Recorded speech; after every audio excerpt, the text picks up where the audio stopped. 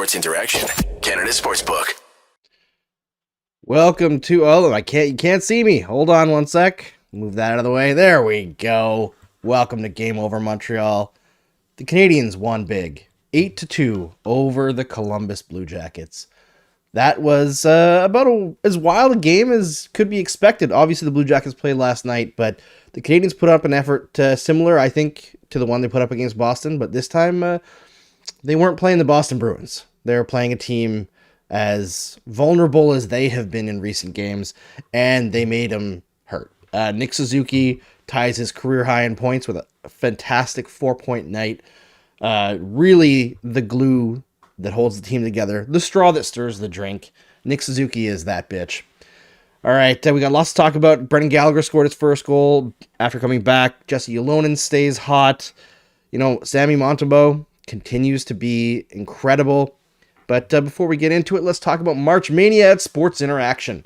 NHL, NBA, March Madness, MLB, and so much more. It's bananas. Play Pinata Picks and Minute Madness, exclusive games with insane odds that you can't play anywhere else. Make your next bet with Sports Interaction. Download the app in Ontario, use the QR code to see that you see at the bottom of the screen, or head to sportsinteraction.com/SDPN to get started. 19 plus, please play responsibly. All right, I got two awesome guests with me tonight. Scott Matla from Locked On Canadiens and Drew Thompson. Let's welcome him in. How you doing, guys? What's happening, fellas? It's a night. I don't know what I expected out of this game. We called it the toilet bowl for Bedard, and only one team ended up in the shitter tonight, I guess. So not too bad. Yeah, not too bad at all. I see Phil Doucette in the chat is asking if anyone thinks Nick Suzuki hit 70 points this year. He's got 9 games to get 9 points. He's got, 12 in his last 4? He's on a hell of a heater.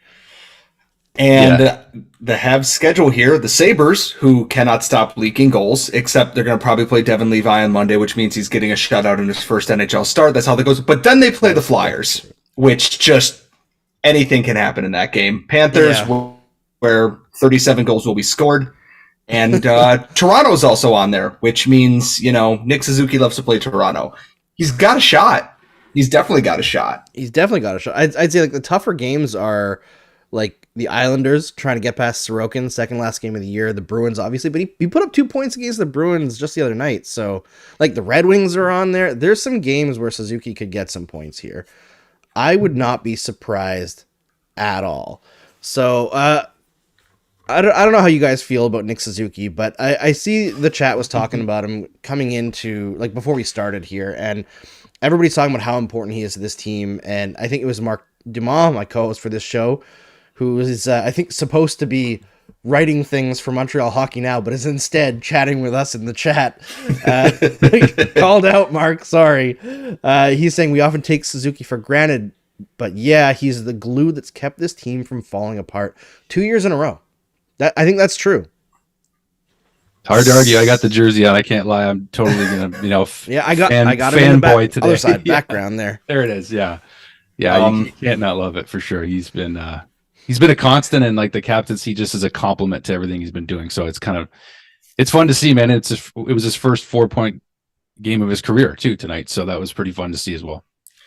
And somehow 2 years in a row, plus the COVID year, the only one who has warded off whatever is haunting the Montreal Canadiens after COVID and everything else is just Nick Suzuki is inevitable. He is constant. He is a backbone to this team here. And people talk about, is he a 1C? He clearly is, not only because he's the only one who can apparently stay healthy for more than 5 games at a time as a Canadian, but even every time someone brings up this conversation, I forget who said this on Twitter, is that every time someone brings up the Nick Suzuki, is he a 1C, is he worthy of being captain, he just takes it personally. He becomes the Michael Jordan meme. And just whatever team is in front of him, it's not going to go well for you. And tonight that was Elvis Merzlikins and, Michael Hutchison and I almost call them Chicago. Jesus, the Columbus Blue Jackets in this game. Yeah, I mean, maybe we should trash Nick Suzuki more often if this is the way that he responds. At least when they start making the playoffs, we'll start trashing Suzuki as just like even like hint that we're trashing it, and he can do the Michael Jordan thing where he like makes up that people are trashing him. He just got a made up story. But man, I'm so impressed with that. I call him a kid. I know he's 23 years old, so he's not really a kid, but he's still a kid. He's just incredible. Did you see it was like part of the pregame thing where a kid gave him a gift, one of the kids that they had at the Bell Center, and it was a box of Vector cereal to help him. Was it really? Yeah. Have some more pep in his step tonight. Obviously it worked. Vector. So I am Googling this because I don't know what that is. Is this just like Frosted Flakes? Like you don't have Vector in it's the a US? it's a healthier Frosted Flakes. Yeah, it's Still, like Frosted Anything Flakes. is healthier than Frosted Flakes. It's just sugar on flakes. It's like, okay, so this is going on a tangent, but Vector is a legit super good cereal. It's like a thicker flake that's like more crunchy, and it also has oat clusters.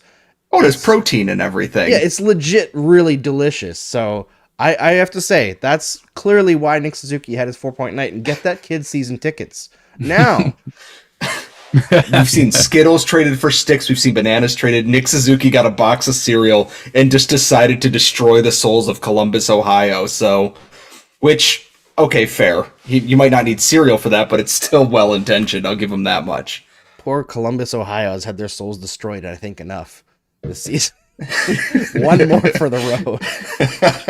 that second period, they just looked like they were asleep, like completely. Like I think anybody could agree to that, but it just seemed like, yeah, they were on the tank trains. And I know it was a back to back, but it was clear that they were out of the game pretty early, especially in the second period when Raphael Harvey Bedard just decided to turn it on. So. You mean to say Raphael Harvey Bedard?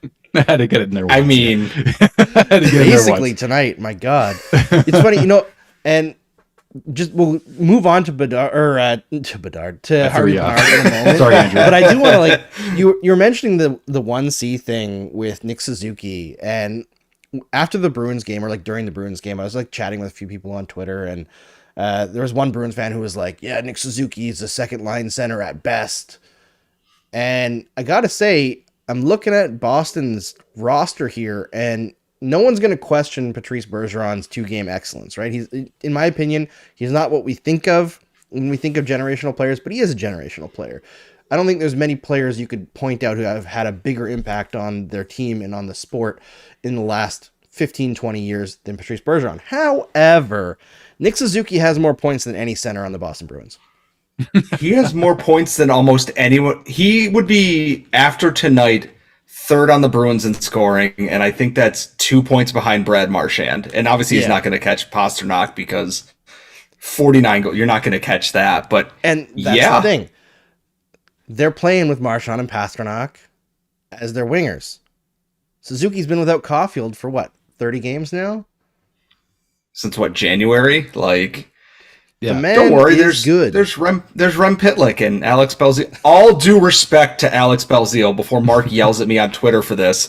All due respect to Alex Belzile, but if you're given the choice between Brad Marchand and Alex Belzile, well, you pick Alex Belzile because he's not Brad Marchand. So it's insane what he's able to do, and that people talked about his slump like he wasn't playing with emergency call-ups from the AHL at this point. So I didn't realize, one, obviously the Bruins are the best team because they have the depth scoring across the lineup there, but Suzuki producing at a pace that would put him in the top 3 on the best team in the league.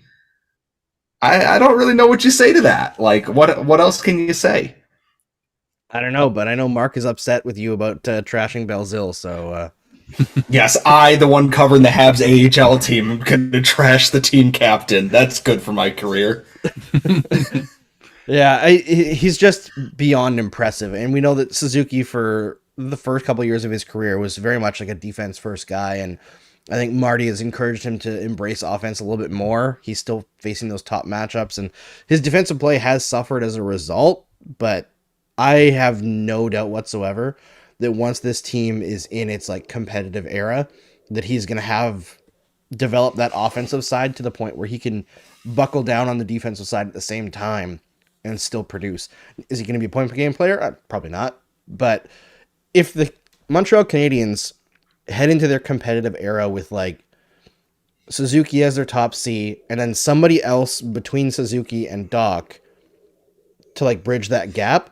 I feel like that's a 1-2-3 that can be in the same conversation as teams that won Stanley Cups, like the Boston Bruins, like the St. Louis Blues, who didn't have that like prototypical superstar center, even if they don't get Bedard or Fantilli in this upcoming draft. Yeah, they definitely want to build a team that's complete from the back end out also too. And I think that's what I like is that, you know, even if they don't get a superstar in this draft, if they don't get Bedard or Fantilli or Michkov or, you know, Carlson, one of these kids that they're like what Marty's trying to do. And that's what I love hearing from him. They're asking about the power play this morning. He's like, yeah, we don't have time to focus on the power play. Like, we're trying to get that team concept behind everybody. So it's not just the power play, it's the whole team game that they're trying to get them to play. And that's what's fun for me, looking forward to the future and the competitive window that Andrew's talking about, because that's what we have to look forward to with all the young kids coming up. You know, Lane Hudson, we can't stop talking about it. Like Sean Farrell could be signed tomorrow. A lot of these kids are going to come in and join and complement the already young youth, if you will, if that makes sense. But it's an exciting future regardless from every position. Maybe goaltending is the only question still, but yeah, there's lots to look forward to in all regard there. Just the amount of talent they have coming in defensively too. Guys who are here now, guys who are coming in the next couple years, they have so many options there. And for so long, it was PK Subban and Andrei Markov, and then you hope someone comes up, and it didn't happen. And then Jeff Petrie and Shea Weber kind of bridged that gap a little bit without to rehash the whole Subban-Weber thing. And then it's like there just wasn't a stud in the system there, or a young guy that you could feel confidently like they're going to be an NHL player. Like we've said with Jordan Harris, and looking at a guy like Lane Hudson, who's projecting to just superstar levels in his freshman year. They have that squared away. It's easier to find forwards in the draft that you can develop. Look at Raphael Harvey-Pinard was an overage draft pick. Xavier Simoneau was an overage draft pick. Both of those guys are going to be NHL regulars in the next couple of years. Harvey-Pinard already is. Working with what they've done, they can just look. They have a bumper crop of forward prospects, and now they have the defense to back it up with guys who are here now, plus their core pillar pieces that are already here. And a coach who isn't like, you're going to play defense first. If you dare to try and carry the puck out, I will literally staple you to the bench myself, is bringing the best out of them. They're not winning a ton of games right now, but you see all the building blocks, and when all these young guys get there and the cohesiveness comes together, they're going to be fun. Like they're going to play actual modern hockey for the first time I think I can remember as a Canadiens fan, outside of like the first 2 months of Michel Therrien's second tenure here, before he decided that you need to play defense for 60 minutes and scoring goals is optional because Carey Price will save us. And I'm excited. I'm so excited to see what this team can do. And if you get one of those top 3 picks, awesome. If you don't, there's still so much you can do to build up here, because you still have another first round pick. And depending on what they do with a Joel Edmondson or someone else going into the draft, there's going to be even more pieces coming in here. They got a lot of chances to really build something special here. 100%. All right, let's talk about Raphael Harvey-Pinard. But first, make sure if you're enjoying this show to like the stream, because it helps us grow, and subscribe to SDPN. Smash that like button right through the friggin' computer screen. Follow Scott Matla and Drew Thompson. Follow Locked On Canadiens. Subscribe to Game Over Montreal wherever you can get your podcasts. And I saw earlier in the show, Kay, one of our most loyal listeners, was asking for book recommendations for the Montreal Canadiens because she isn't like a fan that's been around for a super long time, so she wants to know more about the history. I'm just going to reach over here. Number 1, right there. That's the one you got to get first. Right? Okay, we're both on track. You guys rehearsed that, didn't you? This one, right? Larry Robinson, one of the greatest of all time. There it is. Underrated. My dad's favorite player. There you go. This is a little bit more of a dry read, but it's Patty Waugh, so you got to get into the 90s a little bit, and the 80s. I'm trying to think if I have any more down here. I don't think I have any more down here right now, but I've got one. I have a good one, but it's off screen, but I have one. I'm like, I can't reach for it right now, but it's got the 1986 Cup team on the front. I don't know if you guys know which one it is. It's like a history. I did have another one. A season in time. There you go. Anything by Todd Deneau actually is quite excellent. That's So actually now what I've got here. I've got the greatest game, the 1975 against the Red Army, the Canadiens Red Army game. So yeah, there's many books. Okay, you're gonna get a list a mile long on your Twitter feed, I'm sure. But yeah, okay. So let's talk about Raphael Harvey-Pinard, because man, oh man, am I impressed with this kid. And I think we all know he's not going to shoot 25% next year, but he's on like a 33, 34 goal pace since he was called up in 29 games now. He's playing first line minutes against top competition. He's not shrinking against anybody. He is an insanely hard competitor. He forechecks extremely well. I think his passing is extremely underrated.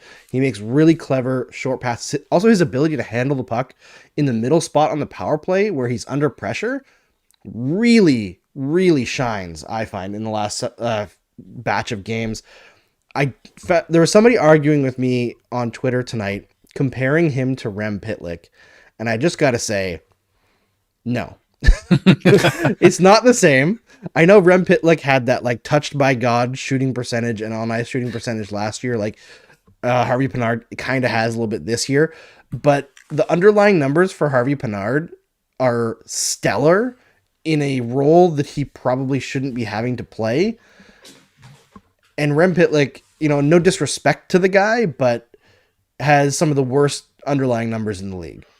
He's a fourth line or 13th forward type guy who can make some skilled plays, whereas Harvey-Pinard is a guy who can actually play top 6 minutes consistently and continue to score and have a great defensive impact.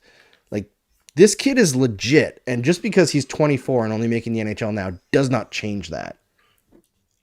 Yeah, Go ahead. No, I was just gonna say, it's definitely encouraging, and maybe he's a bit of a late bloomer, but that's fine, because he doesn't look out of place whatsoever. Like, maybe timing is everything, and in this case, it looks like the timing is right for him, because he doesn't look out of place in any area of the ice. He's responding well. His reaction time is right on, so he just looks like he fits in, and maybe he's going to play with even better players, going forward too. But I mean, this is a contract year for him as well, so I mean, like, he's making himself a great case to get a good raise for himself too. So I think that it's fun, right? It's a good story. He's a Quebec guy.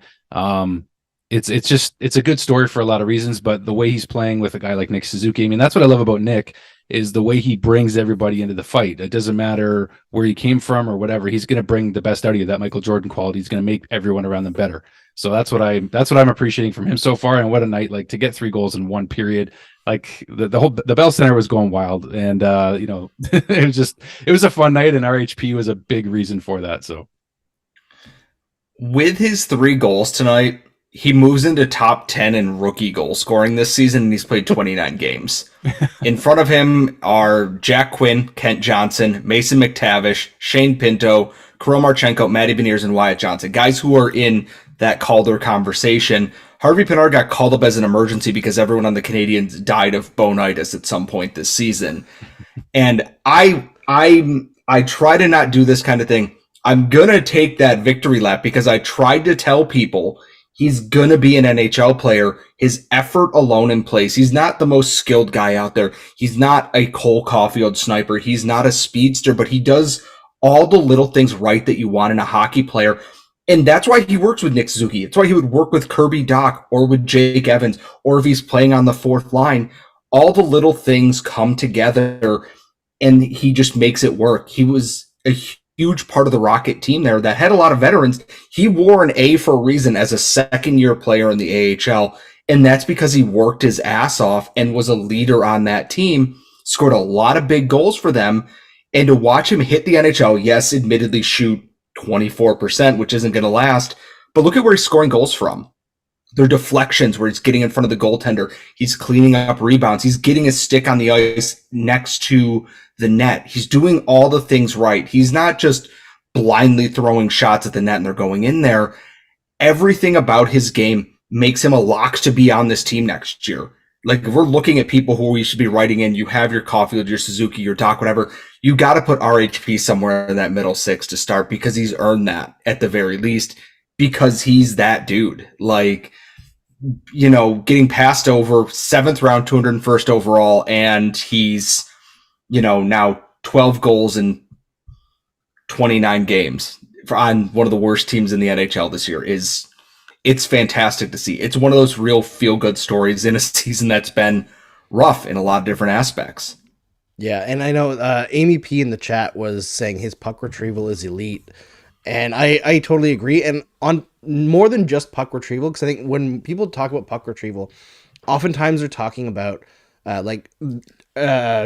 catching up to dump-ins, right? Winning those battles for dump-ins. And he is really good at that. And I find he's very good at like the chip and chase, like the soft chip to get past a defender, and then he's the first one on the puck anyway. Gets guys pivoting, right? And at the wrong moments for them, like right on the blue line. But more than just that, I find he's incredible at winning puck battles in open ice. Whether that's in front of the net or near the net, he's just got that knack of like getting low to the ground and winning those pucks that aren't just difficult to win, but like can decide games, right? Because it's just like when you're that close to the net and you win that battle, that's unexpected for an offensive player to win because frankly, defensemen have more to lose there. They're allowed to get away with a lot more. They win. It's something like 70% of the puck battles within the inner slot. So when you win those, either you catch a goalie off guard with a shot or the goalie has to commit right away and you just bump a little short pass over across the crease to your buddy over there and he has a nice tap in. I just can't get over it. And it's like, yeah, he's a smaller guy, so he can maybe maneuver, but like everyone's so fast and skilled now. To watch him do what he does, and everyone says he reminds him of Brendan Gallagher. Yeah, but he doesn't take the same amount of penalties, and that I understand why short guy work hard, score a goal. Brendan Gallagher, Xavier Simoneau is Brendan Gallagher, and you'll see why whenever he makes that. But it's almost unquantifiable that I can't put into words just all the little things that I see him do that just work, that like he did them in the AHL, and okay, that's one thing, but getting to that next level and they're still working, and this is clearly Martin St. Louis trusts him in these positions. This is not, I have nobody else. He has guys that he can move around here, and yet RHP is the one sticking to Nick Suzuki because he's earned that spot. He's making it work through doing all the things that a coach loves. Like you said, winning those battles, winning them in open ice, and just working hard. It's the ideal development that you would see for a player. And so far, the Canadiens are 2 for 2 on 7th round pick forwards, making it to the NHL unexpectedly. It's nice to see too that. Yeah, it's nice to see that. I think it was Gary Galley you mentioned on the broadcast or something, but he was saying how when showing the replay of all three of his goals too, I mean, he didn't have the puck on his stick for more than a couple milliseconds or less. Like, 3 different kinds of shots. The first goal was a rebound, he bangs it in. The second one, just a quick snipe, and then the third one was on the power play, just like that nice tip in front there. So he's scoring in different ways too. But just the fact that he gets that puck off his stick quick, he just looks like an NHLer, and timing, I said this a minute ago, but timing seems to be everything for him, and he's taking advantage of this opportunity tenfold. So it's just he's only upping his ceiling from here, and it's fun to watch. Yeah, I gotta shout out to the chat here. We gotta welcome Thomas from Denmark. People from all over Europe and show up regularly here. Awesome. So shout out to you. There's a bunch of new people in the chat and a bunch of regulars, King of the North. But I will say Mark is, for some reason, Scott, just dragging you. He says, Scott, what kind of terribly over-flavored beer are you quote-unquote enjoying tonight? Like a nice IPA with hints of watermelon, oak casket, vanilla, old leather, wild dogs, and hops? This actually isn't a beer. So, this is... What is it? That's an energy drink. And it's Rocket Pop flavor. Scott. I still have an article to write, and tomorrow's my day off, and I want to play video games, and I was done here, so, sue me. It's not my fault I work on weekends. If he wants, I can go get something weird out of the fridge and come back and just truly upset him.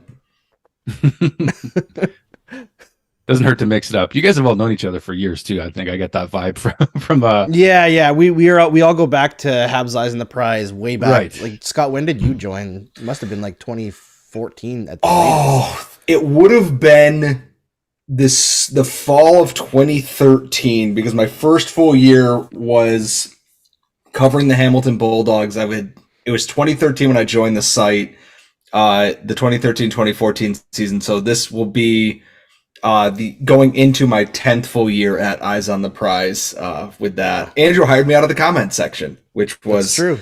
A wild choice considering all I did was post GIFs and make fun of the Bruins. So we clearly needed a shit poster. You never know the stories I can't tell on this show because of other reasons. That's a cool yeah, story, we should say that Eyes on the Prize will be launching April 1st, right?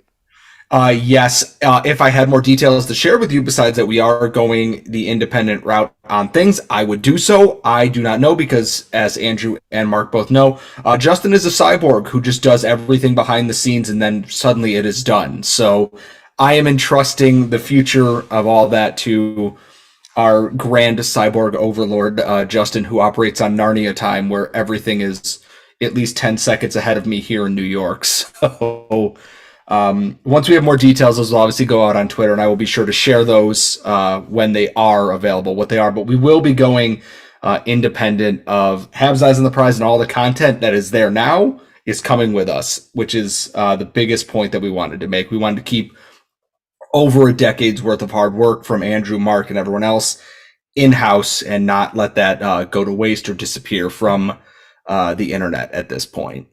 Yeah, Secret Agent Man says April 1st is a joke. And I told Jared when he told me that April 1st was the launch date, I was like, you don't want to wait a day?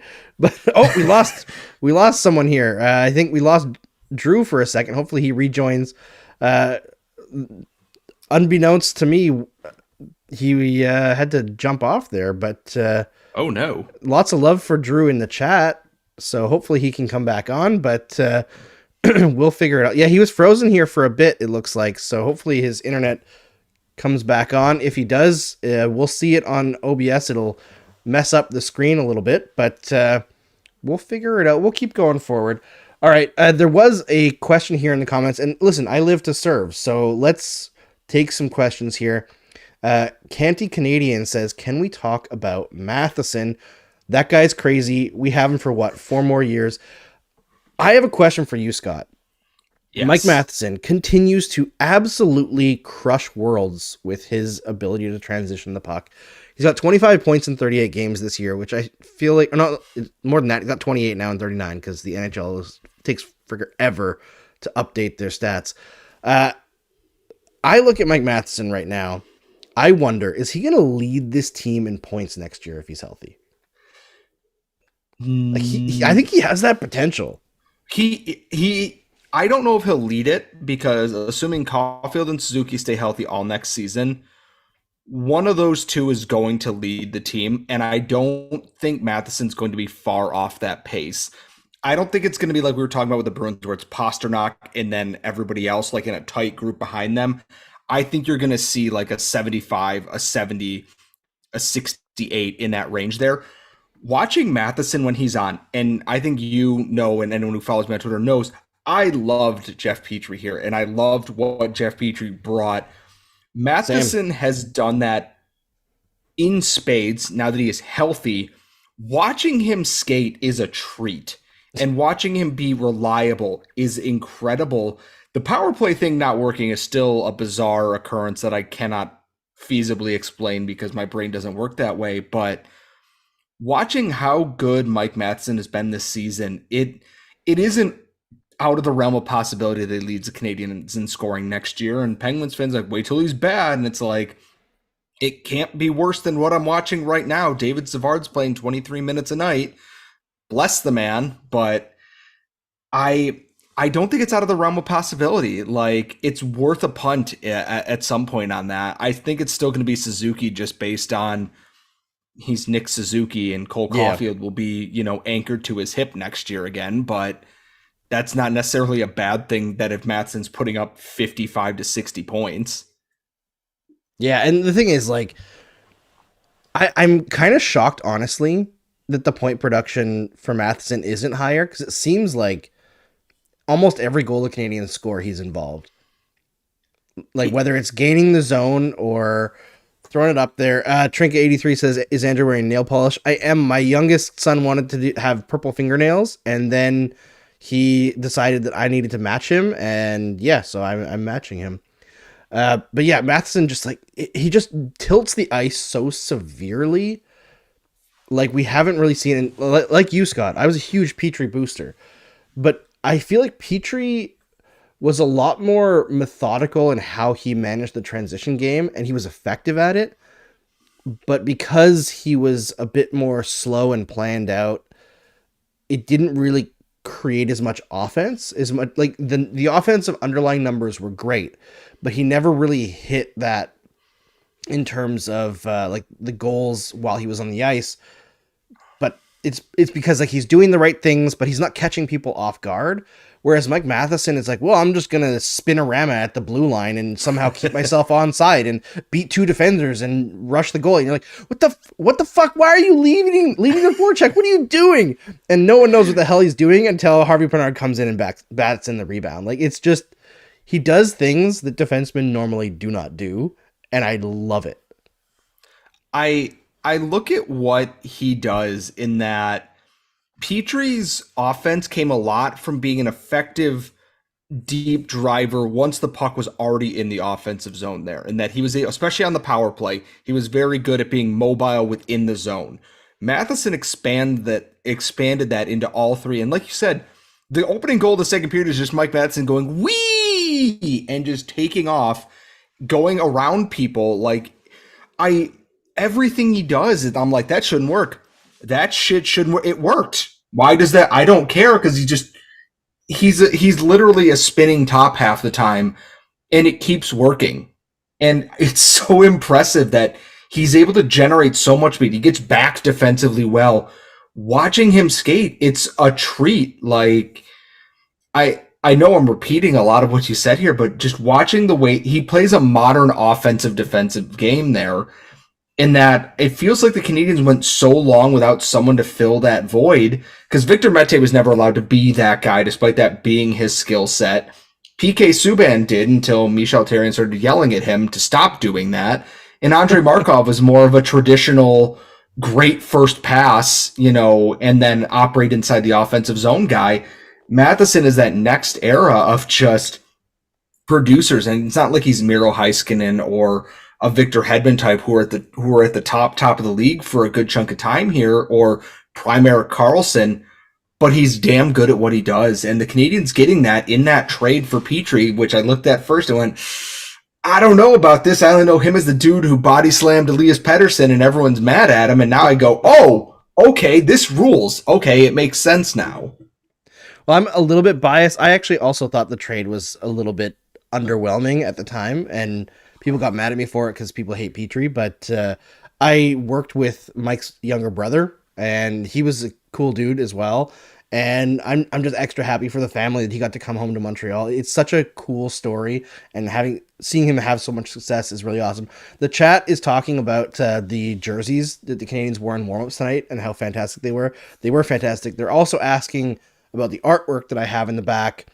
These are by Andrew Murray. Dave Murray.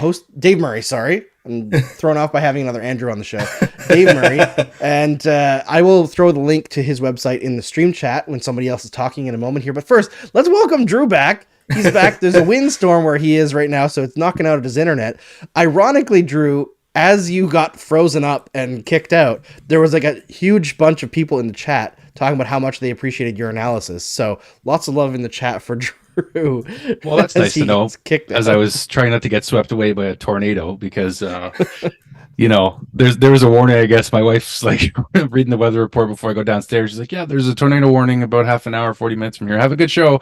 So we're okay. As far as I know, we're okay right now. But that's appreciate the comments from anybody chiming in there. That's great. I'm just happy to jump in with you guys and try to blend in with the chemistry you guys already clearly have through years and years of working together. So I'm just, you don't want chemistry, because then Mark just starts making fun of you in the chat for no reason whatsoever. It's an endearing thing. It's an endearing thing. He loves you deep down. I know he loves you. So yeah, who else is going to deliver him poutine at the Bell Center after the NHL draft?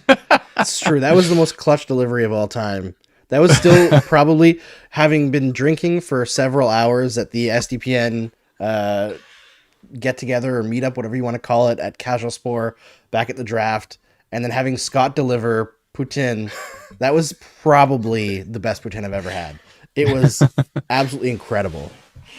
Was that So the I first dropped gathering like since COVID that you guys? Because that was like one of the first SDPN get-togethers you guys had, right? That must have been a blast. I think it was the first since COVID. Yeah, they had their first live show in Kitchener, I think, earlier this season. Since COVID, it was like an actual podcast recording. Right. But yeah, I think that was the first actual get together since COVID. So it was really cool. It was really cool. We're planning on doing something for Game Over Montreal for the Toronto game, the last Toronto game of the year on April 8th. So we'll keep you updated with the details on that. I got to talk to some people this week and figure it out. Maybe we'll try to get Scott up from the cold, awful area of Buffalo. Is that where you It are? was Okay. It was 55 degrees here today, and based on the pregame shots they showed on Sportsnet, it snowed in Montreal, so I don't want to hear it about cold today. So It was off. But you've had worse snow than we had this year. yeah, Buffalo always does. Buffalo Yeah. always gets it. no, this year was historically bad. We had 7 feet of snow in one storm, and then basically a gale force like snowstorm that was so bad they couldn't put trucks on the road because they kept getting blown off it, and the city was closed for a week. So, and it was right around 2 great big American holidays. It was fantastic. It was just what you need when you have to travel. So Gotta love the optimism despite it all. By the way, I wanted to ask Scott, are you going to the game Monday in Buffalo? I am probably not. I've got to work, and then I was gonna look at doing press things, and then some other stuff came up that is not what people want to hear on this show right now. So I thought about it, and then I'm like, no, I already paid for like tickets to go to a wrestling show in Toronto. I need to save a little bit away for some other stuff. So Nice. I am not going because I know Tage Thompson's just going to decide to destroy whatever little bit of optimism I have left, because that's how that went last time I went. Yeah, other than his last name, yeah, that's no, he's a great player, but I appreciate his last name, yes, obviously. But I thought I got last minute tickets. My nephew's never been to a Sabres game, so I thought I'd ask if you were going to be there. But all good. I am unfortunately going to be absent. I will be watching from the safety of my couch next to the dog, I'm pretty sure. Never a bad thing. Never a bad thing. Yeah, I hear that. There was a comment here. Canty Canadian says that they find it funny how the Canadiens tried to have like the whole like pure lane Quebecois Canadian players for years, and the moment a new regime comes in, they have a Quebecois coach, their starters from Quebec, and lots of Quebec kids. It is kind of funny how that worked out. I mean, part of that is the last regime drafting a lot of those players, right? And I do feel like as much as people focus on that, and like every year whenever there's like the who's going to take who in the draft thing, Craig Button is like, yeah, the Canadiens are going to take this French kid in the first round, and they never do, because that's not something the organization really has ever done. And I don't think that the organization has ever really like over prioritized Francophone players to the detriment of the team. Coaching maybe, but it's like a weird thing. But I think the biggest issue with the Canadiens and the lack of Francophone players has been like Quebec hasn't been producing Francophone stars, right? And that, I think the Canadiens have some responsibility to invest in that. I hope that Hughes and Gorton convince Molson to do so, because like as much as Joshua Waugh is great, I hope he hits. There's a bunch of French kids in the org that seem to be developing into quality NHL players. There's no star, and I think we'd all love to see a local kid be a star. And like Mike Matheson's a local kid too. Don't get it twisted. Even if he's not a Francophone, guy speaks French. He's from, I believe, the West Island, Kirkland, I think. Point Claire. I was born in Point Claire as well. So, and people still give me the Mike Matheson. I get Skinny Kessel a lot actually, but Mike Matheson. Yeah, I get it a lot. Like, you got to change your studio. You just got to have like a murder studio now, where it's just one chair and like a 75-inch TV, and that's it, and nothing else. Like the true Phil Kessel apartment. Yeah, I don't know what it is, but yeah, Matheson's from Point Claire. That's where I was born. I was born on the West Island in Quebec, but I was raised in Niagara. So, however that worked out, but yeah, I get the red hair. I mean, there's comparables there with Matheson and myself. So I don't know. That just kind of happened, but. For sure.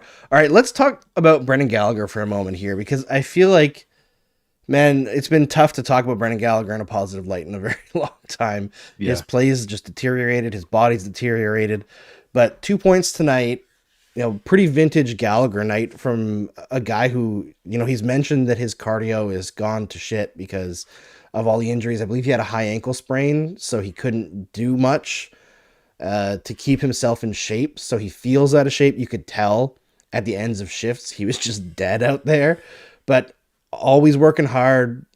His line was the line that tilted the ice the most tonight. How much do we need out of Brendan Gallagher over the next, I think it's 4 more years after this one, where his contract isn't an albatross?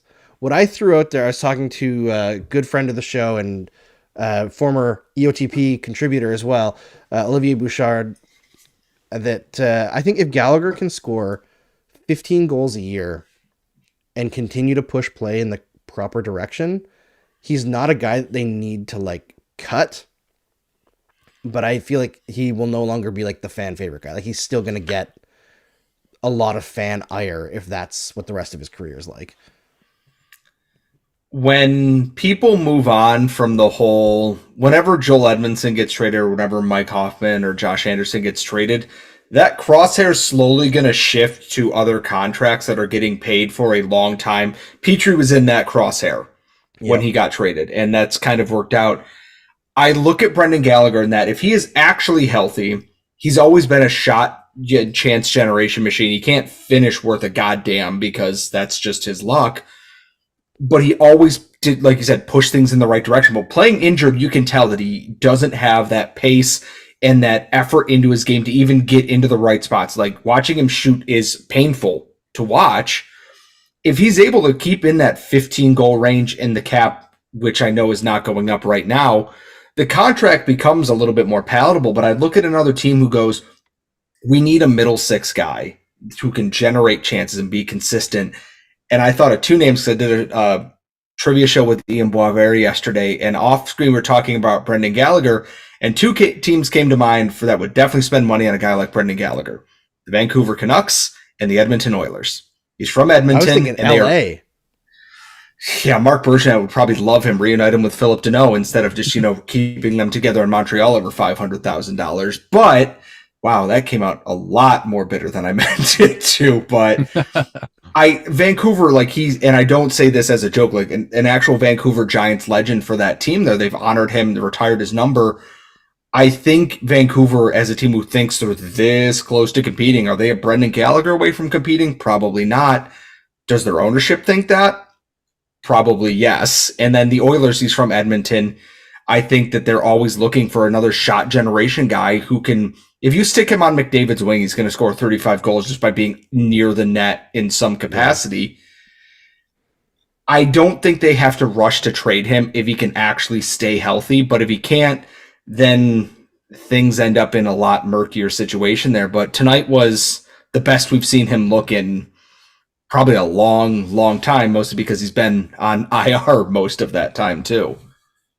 Under 5 seconds left too, and he almost had his 200th career goal. I was just before we were about to jump on, I was like, "Oh, come on!" That would have been this game was already pretty great entertainment wise for the Canadiens fans, but that would have been a cherry on top for sure if he would have got that 200th goal, because you saw when he scored tonight, he was like, you just see the sigh of relief on him, right? He misses playing in that barn. He knows what it's like. He's been here 10 years now, and he's still got some intangibles, and Edmonton and Vancouver are really interesting. I'd rather see him maybe even stick on a Canadian team. So I'd be curious to see if that were to manifest in the seasons to come. But for the time being, I mean, you do need some veteran guys that can still bang. Can still crash. As far as his health goes, I mean, he started training camp and you saw him in the scrimmages and he looked great. His feet were moving. So before the season started, before you actually start playing Brendan Gallagher hockey, he was fine. But when you get into the grind of the season, I mean, I think 15 goals, like Andrew said, if you can get 12 to 15 goals a season and, get quality minutes out of him and have him stay healthy and help this next youth movement continue with a bit of veteran presence and doing what he does. But also Marty St. Louis wants him to evolve his game, and we've seen that a little bit too. So as soon as Gallagher scored tonight, you saw Marty go tap him on the back and say, "Here's what you did," and you gave him a little positive encouragement. But Yeah, I don't think we have to kick him out the door just yet. There are some expiring contracts and some have been moved out, like Jeff Petrie. There's some expiring contracts or 1-year deals left, like Edmondson and Hoffman, that are going to be off the books soon too. So I think there's still room for Brendan Gallagher until absolutely there isn't, I guess. So that's kind of how I see it there. Yeah, there's a part of me also that I think when you're going through a rebuild, and the Canadiens have already accomplished this more than some teams that have gone through a rebuild and failed, right?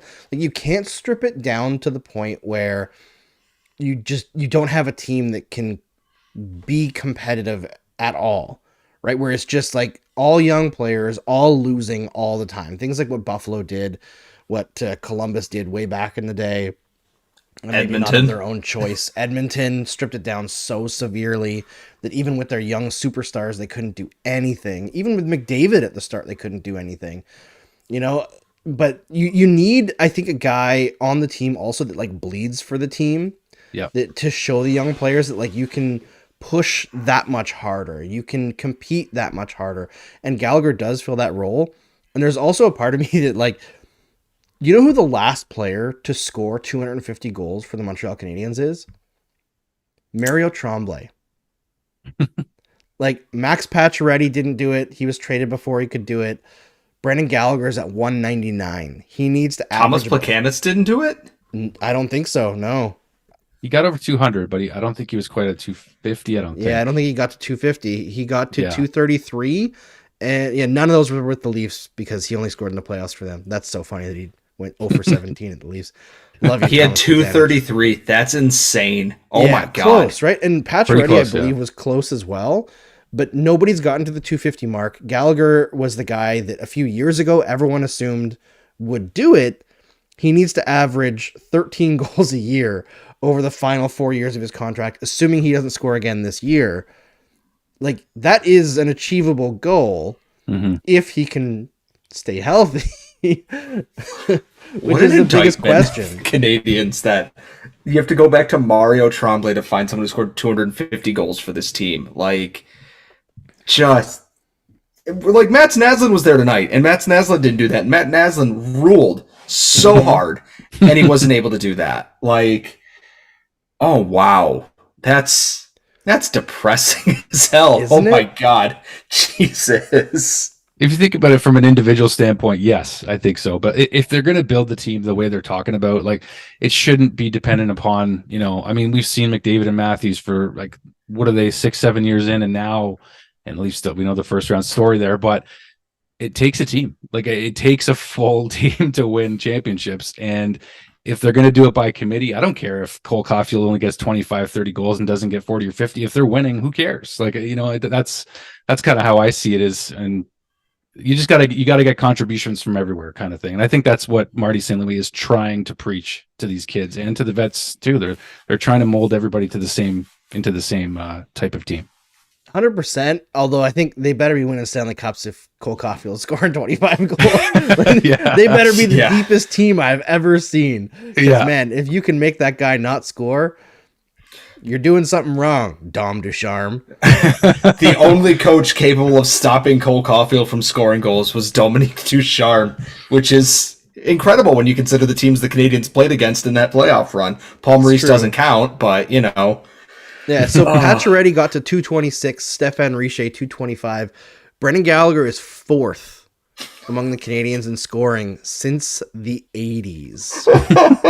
Oh my God. With 199. Oh God. After Tremblay, of course.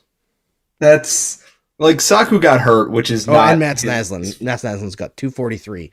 So he got so close. That's within, yeah.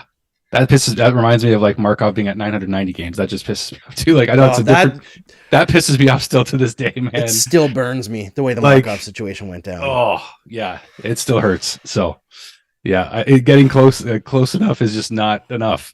So yeah. And Keck Shows in the chat says that he can't forgive Tremblay for the Raw thing. Same here. That's the worst part. Is the last guy to score 250 for the Canadiens isn't even a guy that you could like look at and celebrate as a whole, because you're like, yeah, great player, also an asshole, also kind of awful. Like, kind of is shit. being very generous. Like, was that Mario Tremblay who got arrested and drunkenly blamed PK Subban for it while sitting on the side of the street? Yeah. Yep. So That's embarrassing.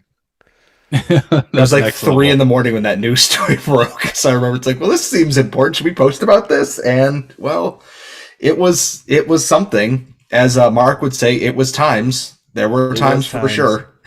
All right, let's move on from the upsetting things because everyone's like, "Oh, Jesus Christ, the Markov thing." Let's talk about. I'm sorry. Okay, he's my favorite Hab. Okay, I had to bring it up. I almost wore his jersey for this show too, and I decided not to because I asked Ian which jersey I should wear tonight, and we didn't go with the Markov one. It was a group decision, so yeah, I had to go with Nick on this one. It was well deserved, but yeah, sorry to bring up old pains, guys. I feel it just as much. Yeah, Mark brings up that Waugh forgave him. I mean, they did that commercial together for Uber Eats. That was fantastic. That's why they went to the Stanley Cup Finals, because all those it's like the curse of the Bambino for the Red Sox. Only they didn't win, unfortunately. So that was a really good commercial though. Like that was like if you knew, you knew, right? It was so good, yeah. And no one knew it was coming out though, right? Like it just aired. No. Everyone's like, what the fuck is this? Like, it was like that day there was a leak on like RDS or something that there was going to be a commercial with Waugh and Tremblay, and everyone's like, what is this about? And it came out and it was so good and somehow even better in French. Like, I think I only saw it in French. I don't speak French very well. They had an English one as well. But yeah, it was a fantastic commercial, but obviously But I still understood because of the 9-1. Yeah. Like I was still bitter about it. This is brilliant. I remember watching that game as an 8-year-old or whatever it was. So, yeah. Yeah, I think was it 95, so I would have been 7 and had my heart crushed. I remember. Did you have the wall poster up telling me? Okay. Yeah, everyone had the wall poster. Yeah. I've got a picture of myself in front of it. Sadly peeled off. Yeah. Yeah. I've still got mine. Off. You still have it? No. That's you still have that. I wish I still had it all. Yeah, I got it probably rolled up. Worth so much money. So good. Next to the edges are all like ripped to shreds, but what can you do? But yeah, I want to talk about the future for a second here. How feral are you guys going for Sean Farrell? Give her yes. Tell us how you really feel. So I wrote his draft profile for Eyes on the Prize, and I'm like, I'm going to make this my personality now. And then they picked him, and I'm just like, I'm going to get really smug about this and hype up Sean Farrell relentlessly as that prospect, since the guy I had done before ended up being just a quadruple A player that wasn't trusted by the NHL coaching staff and now plays in Colorado. And I was like, okay, Sean Farrell's going to be that guy. Watching him play, and then he went back to the USHL because Harvard canceled that year to do COVID, and he's just like, he could go in, he could just, waffle about it, doesn't really matter. He's still into Harvard. He's like, what if I just light everything on fire and set records? And he did that. And then he went to Harvard, and he's like, what if I just light things on fire? And he did that. And then he did it this year again, like top 3 or 4 in the country in scoring behind Fantilli and a guy playing for Western Michigan, the highest scoring team in the country. When Friedman said, well, I'm hearing he's probably going to turn pro, every single time he's said that this year, the signing comes in the next 30 minutes or less. So I thought for sure in between periods the Canadians would be like, we signed Sean Farrell to an entry-level contract, or they're just saving it in case the game went south for some way. I'm so excited about this. I'm like checking right now to see if they've signed him during the show. Yeah. Because there was like rumors that they signed Struble during like the last show or the show before that, and then it didn't come out till the next morning, but it'd be great if they just did it. They put, I'm seeing that they did put on Harvey Pinard's nameplate, they put, instead of Harvey, they put Hattie. I just pulled that up too. Now. Yeah, I just, I got no Farrell signing yet, but I see Kay booed me in the chat for saying Farrell for Farrell. I'm going to continue saying it. I've been sitting on it since the second period. Speaking of the Canadiens account, and I know this doesn't relate to Sean Farrell, have you seen the photo of him, Hoffman, and Suzuki sitting next to each other, where Hoffman looks like he's sticking his tongue out, but that's just the flap of skin between his lips and his giant scar? I can't. It looks like he's sticking his tongue out every time I look at this photo. Yeah, it's all I can see. I would say put it up in the. I don't want to put that up in the chat because it's disturbing because his face looks like he fought a jelly donut and lost. But like, I mean, it looked bad enough in the video that he posted calling out NHL player safety, which was awesome, and I'm glad he did it because one game is ludicrous for that clearly intentional forecheck right to the face. That Broke his was damn wild. face. Yeah. Yeah, his jaw is like just. I thought he lost a few teeth, and that's why he was bleeding. I didn't realize he basically got a second mouth put on his face now. Like, yikes! Just oh yeah. It's weird how it comes across on TV because initially, like I thought he was trying to sell it. Like I thought he was exaggerating it when he got hit, and I thought he was trying to draw a penalty. So then Same. you see, we thought the same thing. So to see that was the result. I think he went about it in a pretty good way. It was like a 10-second video, and then all of a sudden, like it's funny how hard we've been on Mike Hoffman since he got here, and we signed him because we desperately needed scoring, but. Like just 10 seconds will turn fans a little more in your favor just by doing the right thing. Like it's interesting. He did it so calmly too. He's just like, so I got 2 games for cross-checking a guy, and which okay, cool. You got 2 games for cross-checking a guy in the head. That's fair.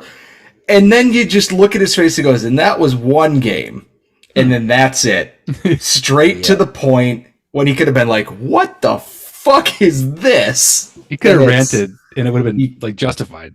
But and Drew, I'll push this to you because we thought the same thing on like the fact that Hoffman was selling it. For me, I think the reason why I thought he was selling it is because like he cross-checked what's his name? AJ Greer. Yeah, like kind of low, right? So when you see that, you know that if the guy hits him back, you're not going to have the like stick riding up the stick shaft or up the arm or up the shoulder to hit him in the face. Nobody actually expects a guy to haul off and cross-check somebody in the chin. It just seems so unbelievable, right? Like that kind of play. You see guys get cross-checked a lot, but on a face-off, it was just so crazy and out there. I think that's why I thought that he was selling more than anything. Yeah, I did not think that. Like it's just on TV, it's so much different in person. Like you guys know what it's like to go watch a game in person versus television. It's such a different dynamic. And you see more, right? Like you see. So if you were up close to seeing that, it probably looked worse than on television. But yeah, I just thought it was Mike Hoffman, just old school veteran trying to just sell a call, and then he needs like facial surgery. Or how many stitches did he get? 36, whatever it was. So yeah, just mind boggling that little and like you mentioned before the face off, even it was a strange little sequence there. The whole thing is then Greer, like the ref calls him on it and he tosses his head to the side, like, come on. I'm like, you're on the face-off facing the hard camera. Everyone in the world saw you do this. And like, I thought Hoffman sold a little bit, then they cut to him go to the bench, and then you just see the blood trail. I'm like, oh no, Hoffman's messed up bad. And I'm like, there's bleeding. This has got to be at least 4 minutes. And they're like, we're calling it a major. Okay. And he's just sitting in the box like, what are you talking about? It's not a penalty. It's like, you hit him in the face. You can't even pretend that you didn't. Like, I know Chara somehow got away with it. I'll never understand. I know we've had... Oh, no. Drew got frozen again. Oh, no. There. Hopefully he comes back. But we're probably going to end the show soon anyway, so if he doesn't, it's all right. But Chara was on Gallagher, wasn't he? Like, cross-checked him right in the throat? Yeah, because Gallagher gave him one in the chest, and then Char's just like one, and then again, and it's like you're 6'9", and Brendan Gallagher's 5'10" on a very, very generously good day, and he got what $2,500 for it, and it's like, they called them coincidental minors, and it's like that's yikes. I know we've had that discussion on this show before, so. Yeah, I will say I agree with Mark in the chat. He's saying that the hate on Hoffman is a lot about reputation. He's actually been good this year. Yeah, we fully lost Drew, and it's mixed up the double Andrew thing again on the OBS, but we got Scott here. We're going to wrap it up here, but I will say before we close things out, I just want to give a shout out to right here. This shirt was sent to me by Tanny Hockey, which you can check out. I think it's tannyhockey.com. You can check them out on Instagram as well. Just search TANY Hockey. It's a Leafs fan actually that runs it, but basically the whole gist of his clothes is it's TANY for There's Always Next Year, because he's a self-hating Leafs fan, and everything that he sells is like clothes that talk about how much you hate your own team, and it's really funny. and he's from Fort McMurray, which I have to support because I grew up partially in Fort McMurray. So check him out. I've got lots of stuff from them. I also have, he gave me a hat that has the NHL logo on it, but instead it says like "fuck my life," which, you know, very, very Leafs fan. I think very Habs fan the last couple of years as well. But Scott and Drew, even though you're not here, thanks so much for joining me here today on this very fun Game Over chat after a absolutely wild game that I don't think anybody expected to go that way. But before we go, Scott, make sure you promo some stuff. So if you want to follow me on Twitter, I am at Scott Matla on Twitter. If you want more of me in podcast or video form, you can follow at LO_Canadiens, where I do a podcast with good friend of this show and good friend in general, Laura, the Active Stick. We are 5 days a week, Monday through Friday. And you can find all my writing, including the Rating the Tank series to the end of the season, at Habs Eyes on the Prize. We are obviously still collecting in the GoFundMe and everything else for Eyes on the Prize 2.0, wherever that may be. So any support at all is appreciated. And don't yell at me. I just make GIFs. 100%. And for Drew, he's not here to promo his own stuff, so Mark has already done it in the chat, but I'm going to say it here.